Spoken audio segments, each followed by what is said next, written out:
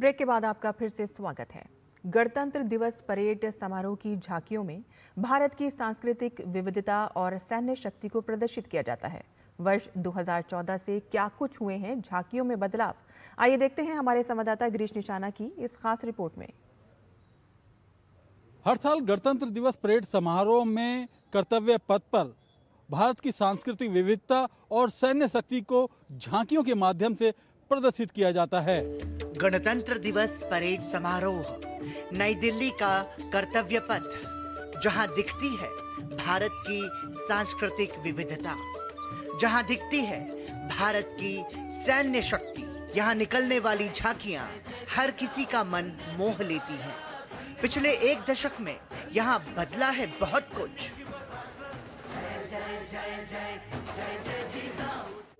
जी हां, वर्ष 2014 के बाद से गणतंत्र दिवस की झांकियों में केवल सादगी और सांस्कृतिक प्रस्तुति से परिष्कृत और आध्यात्मिक स्वरूप की ओर बदलाव ही नहीं आया है, बल्कि उनके दृश्य भाव में भी बड़ा परिवर्तन हुआ है। लकड़ी और धातु जैसे बुनियादी उपकरणों से लेकर डिजिटल डिस्प्ले और उन्नत प्रकाश तकनीकों तक, इस परिवर्तन ने झांकियों के अनुभव और प्रस्तुति को और बेहतर बनाया है। इनमें अब परंपरा के साथ प्रगति देखी जा सकती है, तो वहीं विरासत के साथ भविष्य का संयोजन भी बखूबी दिखता है। हाल के वर्षों में पर्यावरण अनुकूल झांकियां भी चर्चा का विषय बनी हैं। बांस, मिट्टी की ईंटें, पुनर्चक्रित प्लास्टिक और पुनर्चक्रित लकड़ी का उपयोग कर झांकियों को टिकाऊ और पर्यावरण के अनुकूल बनाया जा रहा है। इससे भविष्य में इनके संरक्षण में मदद मिलती है और अपशिष्ट प्रबंधन के नियमों का पालन किया जाता है।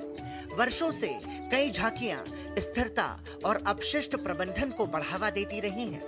पिछले करीब एक दशक के दौरान इन झांकियों के निर्माण और प्रस्तुति में उल्लेखनीय विकास देखने को मिला है। 2014 से पहले जोर ज्यादातर लोक संस्कृति, परंपरा और विरासत पर होता था, लेकिन वर्ष 2014 के बाद से संस्कृति के साथ साथ राष्ट्रीय नीतियां और विकास एजेंडा प्रमुख हुए हैं। चयन प्रक्रिया की अगर बात की जाए तो प्रतिस्पर्धात्मक चयन प्रणाली अपनाई जाती है और डिजाइन, नवाचार और संदेश की स्पष्टता पर जोर रहता है।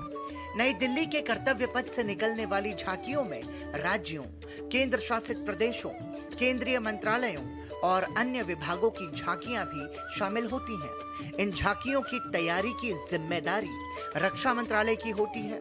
देश के रक्षा मंत्रालय से गठित एक एक्सपर्ट कमेटी तय करती है कि किस राज्य की झांकी परेड में शामिल होगी। इस समारोह की तैयारियां कई महीनों पहले से शुरू हो जाती हैं।